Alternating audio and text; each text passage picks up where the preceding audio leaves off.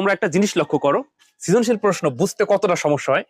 এই প্রশ্নের উদ্দীপকে যদি এখানে যোগ দিয়ে প্রশ্ন করতো তাহলে কিন্তু এক ধরনের উত্তর হইতো, এখানে কিন্তু যোগ দেয় নাই, কমা ব্যবহার করেছে, তার মানে আর এক ধরনের উত্তর হবে। অর্থাৎ আমি যদি পাশে একটু লিখে বুঝাই তোমাদের, এই প্রশ্নটা হচ্ছে রাজশাহী বোর্ড 2017 সালে আসছিল। তো আমরা দেখছি যে বিগত বোর্ডে কোন বোর্ড কর্তৃপক্ষ এরকম প্রশ্নটা করেছে 10 প্লাস অর্থাৎ যোগ করে করে 20 যোগ 30 যোগ ডট ডট ডট প্লাস 100। কিন্তু রাজশাহী বোর্ড 2017 সালে প্রশ্নটা করলো কিভাবে, এখানে যোগ দেয় নাই, কমা দিয়ে দিয়ে। এই যে হচ্ছে সৃজনশীল প্রশ্নের মার্ক পেজ। অর্থাৎ তুমি বাসায় পারবা, ক্লাসে পারবা, পরীক্ষার হলে যাবা, দেখবা গোলাই ফেলছো, তুমি করে গেছো এইটা, পরীক্ষার হলে আইছে এইটা। এখন উত্তর কিন্তু ভিন্ন, উত্তর কিন্তু এক না, সামান্য একটু ভিন্ন। ও এতটুকু ধরার মানে ক্ষমতা তোমার যদি থাকে তাহলে তোমার পরীক্ষা ভালো হবে, আর নয়তো বা জিরো। এই জন্যই বলে আইসিটি প্রচুর পরিমাণে প্র্যাকটিস করতে। প্রিয় শিক্ষার্থী বিন্দু, তোমাদের জন্য, তোমরা যারা 24 এবং 25 সালে পরীক্ষার্থী আছো, তোমাদের জন্য আমি বিশেষ একটা কোর্স চালু করেছি।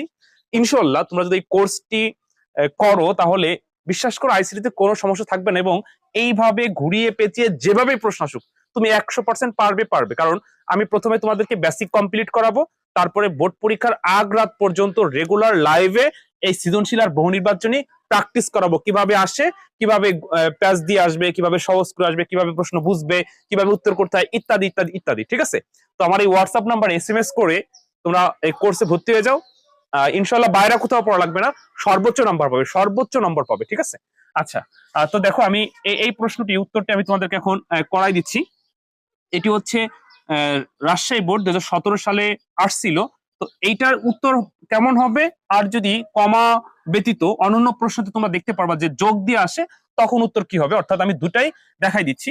এই প্রশ্নের গতে ছিল যে প্রবাহ চিত্র অঙ্কন করো। প্রবাহ চিত্র বলতে বোঝায় ফ্লো চার্ট, অর্থাৎ ফ্লো চার্টের এর বাংলা হচ্ছে প্রবাহ চিত্র। তো ফ্লো চার্ট বললেও যা, প্রবাহ চিত্র বললেও তা। তো এই প্রশ্নে প্রবাহ চিত্র অঙ্কন করতে বলছিল এইটার, আমি এইটাও দেখাবো, এইটাও দেখাবো। আমার বিশ্বাস তোমরা আমার আগের যে ক্লাসগুলো দেখছো ওই ক্লাসগুলো উপর ভিত্তি করে তুমি এইটা পারবে, কিন্তু এইটা পারবে না। আমি এখন দুটাই শেখাই দিচ্ছি। আর ওই যে যেটা বললাম যে তোমরা দূরত্ব কোর্সে ভর্তি হয়ে যাও, একদম আইসিটি হবে তোমার সব থেকে মজার সাবজেক্ট, এবং তুমি যতগুলো সাবজেক্টের উপর পরীক্ষা দিবে তার মধ্যে সব থেকে বেশি নম্বর পাবে আইসিটিতে, নিশ্চিত করে বলতে পারি। যদি আমার কাছে এই কোর্সটি করো মাত্র 999, অর্থাৎ 1000 টাকায় তুমি পুরো সম্পূর্ণ আইসিটি বই কমপ্লিট করতে পারবে, আর কোনো টাকা দেওয়া লাগবে না। বোর্ড পরীক্ষার আগ পর্যন্ত এই 999 টাকায় ক্লাস করতে পারবে। তোমার হাতে যে কয়দিন সময় থাকুক না থাকুক দ্রুত ভর্তি হয়ে যাও, প্রত্যেকটা মাসে নতুন ব্যাচ শুরু করি, তাড়াতাড়ি ভর্তি হয়ে যাও। হ্যাঁ, আচ্ছা, এবার দেখো আমি এইটার উত্তরটা যদি আমি করে এই জায়গা আমি ছোট্ট করে বুঝাই। ফ্লো চার্ট প্রথমে কি করবো বলতো, শুরু প্রতীক স্টার্ট, আমি এইটা আগে দেখাই পরে এটা দেখাচ্ছি। আচ্ছা, স্টার্টের পরে হচ্ছে ইনপুট। ইনপুট এখানে যেহেতু 100, তার মানে n সমান 100 লিখতে পারো, শুধু n লিখতে পারো, কোনো ভুল নাই। আচ্ছা, তারপরে হচ্ছে প্রক্রিয়াকরণ ঘর। প্রক্রিয়াকরণ ঘরে তুমি কি লিখবা, s সমান সমান 0, আর প্রথম পদ i সমান সমান কত আছে, 10, i সমান সমান 10। আচ্ছা, তারপর আবার প্রক্রিয়াকরণ ঘর। এবার হচ্ছে সূত্র, s সমান সমান s প্লাস i অর্থাৎ যোগের সূত্র, আর i সমান সমান i প্লাস ব্যবধান, ব্যবধান কত, ব্যবধানও 10। তারপরে সংযোগ, তারপর হচ্ছে সিদ্ধান্ত। সিদ্ধান্ত হচ্ছে এরকম যে i এর মান n এর চাইতে ছোট বা সমান গ্রহণযোগ্য, কিন্তু এখানে যেহেতু n নাই 100, তা এই জায়গাটায় তোমার 100 লিখতে হবে। ওকে, এইদিকে লিখবা হচ্ছে নো, আর এই আউটপুটের দিকে লিখবা হচ্ছে ইয়েস। আমি সুন্দর করে লিখে দেই, তারপরে আমি ওই পাশেটা বুঝাচ্ছি যে পার্থক্যটা কি।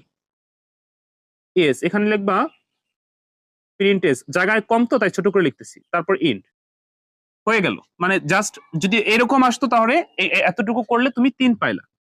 ঠিক আছে? এবার এই প্রশ্নটা রাজশাহী বোর্ড 2017 সালে যোগ দিয়ে আসে নাই, কমা দিয়ে আসছে।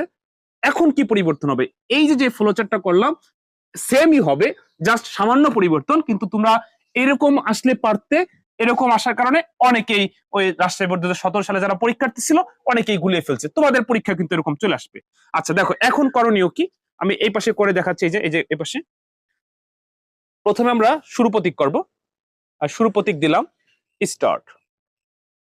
তারপর হচ্ছে ইনপুট, ইনপুট ইনপুট n সমান 100 দিতে পারো, শুধু n লিখতে পারো, বা 100 লিখতে পারো, কোনো ভুল নাই।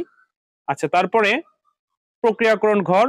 প্রক্রিয়াকরণ ঘরে এই মুহূর্তে এখন ওই যে আমাদের তো এখানে যোগ করতে বলে না, এখানে কিন্তু যোগ করতে বলছিল, এই জন্য আমরা এস ব্যবহার করছি। আর এখানে কি যোগ করতে বলে না, যার শুধু ধারাটা নির্ণয় করতে বলছে, তাহলে এস হবে না, শুধু আই সমান সমান প্রথম পদ কত 10 এতটুকু হবে। আচ্ছা, পরে আবার প্রক্রিয়াকরণ ঘর, এইখানেও ঠিক সেম, ওই এইচ এর যোগফলের সূত্রটা হবে না, ব্যবধানটা হবে আই সমান সমান আই প্লাস ব্যবধান কত 10 10 করে করে ব্যবধান, তাহলে 10 হয়ে গেল। আচ্ছা, তারপরে সংযোগ, তারপর হচ্ছে সিদ্ধান্ত। সিদ্ধান্ত কি, আয়ের মান এন এর চাইতে ছোট বা সমান, এখানে এন নাই, এন এর পরিবর্তে 100 আছে, 100 উপরে হচ্ছে তোমার নো, নিচে হচ্ছে এস।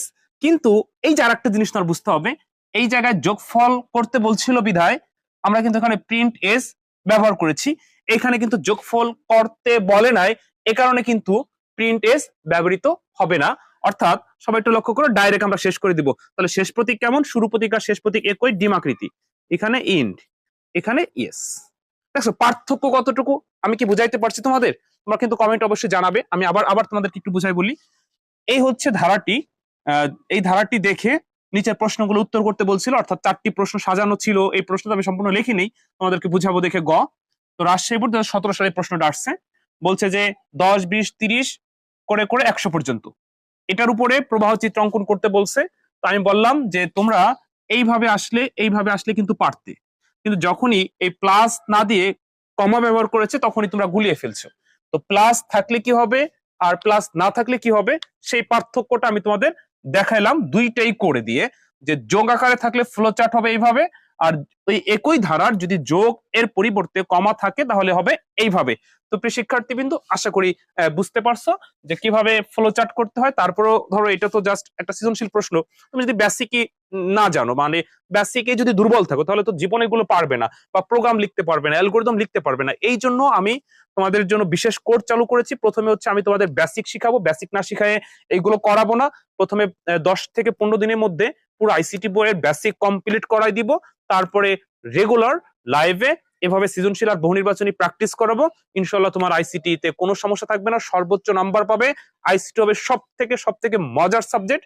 যদি বিশ্বাস না হয় কোর্সটা করে দেখো, মাত্র 999 টাকা, তো এটা তো 1 মাসের বেতন। ট্রাই করে দেখো, কত জায়গায় তো কত টাকা নষ্ট করলা, 1 মাসের টাকা দিয়ে দেখো যে ফুল কোর্স কমপ্লিট করতে পারো কিনা। তুমি তো পারবেই, তুমি আরো তোমার বন্ধু বান্ধবদের বুঝাইতে পারবা যে এইভাবে আইসিটি পড়াইতে হয়। ঠিক আছে, ওকে। তো প্রিয় শিক্ষার্থী বিন্দু, ভালো থেকো। অন্য কোনো দিন অন্য কোনো ভিডিওতে আবার কথা হবে। আসসালামু আলাইকুম।